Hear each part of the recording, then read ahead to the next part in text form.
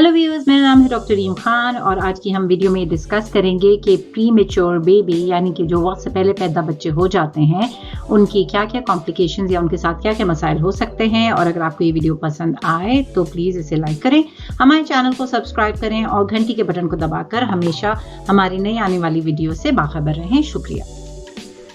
सबसे पहली बात तो ये कि प्रीमेच्योर बर्थ हम किसको कहेंगे? कोई सा भी बच्चा जो 37 यानी कि 37 हफ्ते कंप्लीट करने से पहले पैदा हो जाएगा वो प्रीमेच्योर बच्चा ही कहलाएगा। यूजुअली बच्चे पैदा होने के लिए सबसे बेहतरीन टाइम 37 हफ्ते से लेकर 40 हफ्ते तक होता है, जिसको हम टर्म कहते हैं।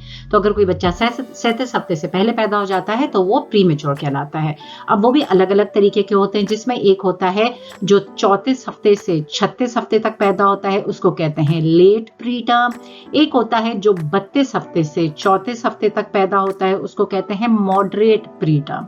और जो 28 हफ्ते से 32 हफ्ते तक पैदा होते हैं उनको वेरी प्री टर्म कहा जाता है। अब जो बच्चे बचते हैं 28 हफ्ते से भी पहला पैदा होने वाले, वो एक्सट्रीमली प्री टर्म कहा जाता है उनको। तो मैं ये आपको बताना चाहूंगी कि ज्यादातर बच्चे जो होते हैं वो लेट प्री टर्म यानी कि 34 से 36 हफ्ते के दरमियान में पैदा होते हैं, और यही वो टाइम होता है जिसमें बच्चे के बचने के चांसेस भी बहुत ज्यादा होते हैं और बच्चा एक अच्छी स्टेज में पहुंच चुका होता है। प्रीमेच्योर बच्चे के पैदा होने के बाद सबसे ज्यादा जो पहले हफ्ते में उनको प्रॉब्लम्स होती हैं वो होती हैं सांस लेने की प्रॉब्लम, दिल की प्रॉब्लम, दिमाग के डेवलप होने की भी प्रॉब्लम, टेम्परेचर को कंट्रोल करने की प्रॉब्लम, खाने को हजम करने की प्रॉब्लम, खून की भी प्रॉब्लम्स, मेटाबॉलिज्म की प्रॉब्लम और उसके अलावा क़ुव्वत मुदाफ़अत की प्रॉब्लम।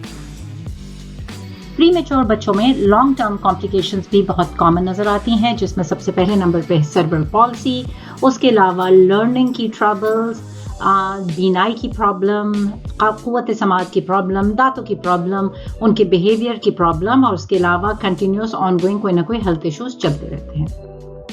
अब हम शॉर्ट टर्म कॉम्प्लिकेशंस को एक एक करके डिस्कस करेंगे, जिसमें सबसे पहले है ब्रीदिंग प्रॉब्लम।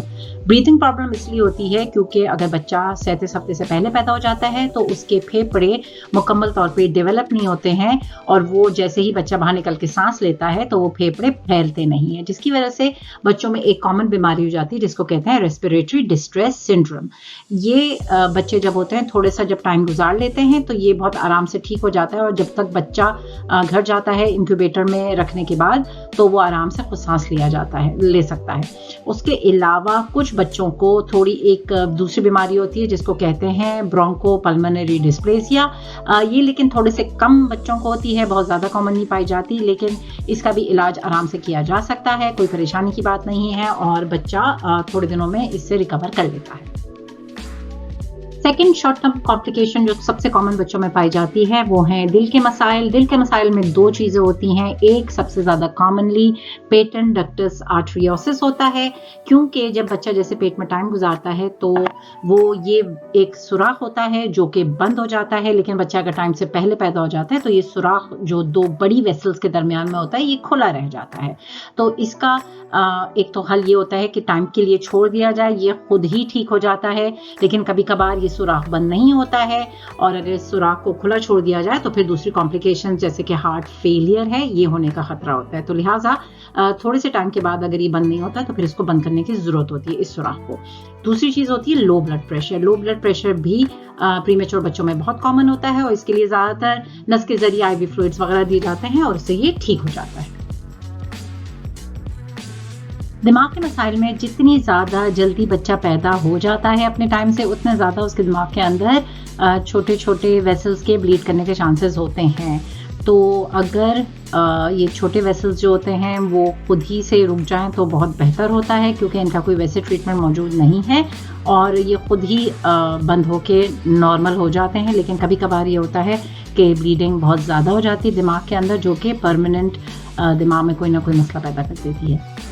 प्रीमेच्योर बच्चे चूँकि अपने जिस्म पे बिल्कुल भी फैट नहीं रखते हैं, इस वजह से वो टेम्परेचर कंट्रोल नहीं कर पाते हैं। अगर उनको अच्छे से वार्म ना रखा जाए तो उनको ठंड लग सकती है, जिसको हाइपोथर्मिया भी कहते हैं। अगर हाइपोथर्मिया बच्चों को हो जाता है जो कि टेम्परेचर के बहुत ज़्यादा लो होने की वजह से होता है, उसकी वजह से बच्चों को फिर ब्रीदिंग प्रॉब्लम्स हो सकती हैं या फिर उनका ब्लड शुगर लेवल भी कम हो जाता है।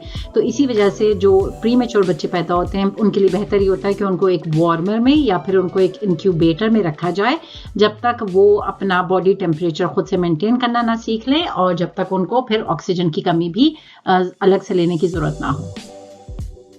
प्रीमेच्योर बच्चों के अंदर आंतें भी सही से डेवलप नहीं हुई भी होती हैं क्योंकि उनकी जो आंतें होती हैं उनके अंदर एक इंटरनल लाइनिंग होती है जो खून सप्लाई करती है और वो डेवलप नहीं हुई भी होती, इसलिए उनको कभी कभार दूध पीने के बाद एक कॉम्प्लिकेशन हो जाती है जिसको कहते हैं नेक्रोटाइजिंग एंटेरोकोलाइटिस। अलबत्ता अगर प्रीमेच्योर बच्चे अपनी माँ का दूध पीते हैं तो उनको ये चांसेस बहुत कम होते हैं कि उनको ये बीमारी हो, लिहाजा प्रीमेच्योर बच्चों के लिए माँ का दूध सबसे बेहतरीन साबित होता है।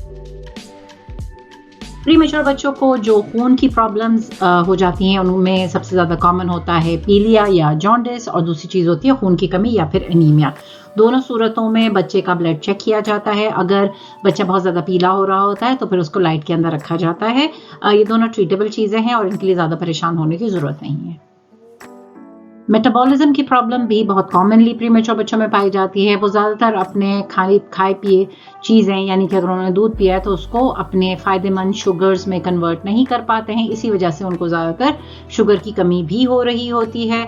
और उसके अलावा जो दूसरी चीज़ है वो है इम्यून सिस्टम प्रॉब्लम जो प्रीमेच्योर बच्चों को हो रहा होता है क्योंकि जो बच्चे टाइम से पहले पैदा होते हैं वो अपना मुदाफ़ती निज़ाम सही से डेवलप नहीं कर पा रहे होते हैं, इसलिए उनको ज़्यादा चांसेस होते हैं कि उनको वायरल इलनेसेस या कोई सी बीमारियां ज़्यादा अटैक कर सकें। तो ये तो थी व्यूअर्स वो सारी शॉर्ट टर्म कॉम्प्लिकेशंस जो बच्चे को पैदा होने के फौरन बाद हो सकती हैं जो टाइम से पहले पैदा होते हैं। कुछ लॉन्ग टर्म कॉम्प्लिकेशंस भी होते हैं जिनका हमने जिक्र आपसे पहले किया है और जिनके बारे में डिटेल्स हम आपको अपनी नेक्स्ट वीडियो में प्रोवाइड करेंगे। तो अगर आप चाहते हैं कि हमारे आने वाली वीडियो से आप बाखबर रहें तो प्लीज़ इस बेल आइकॉन को क्लिक करें और हमारे चैनल को सब्सक्राइब करें और हमारे नेक्स्ट वीडियो के आने का इंतज़ार करें। Stay tuned and thank you.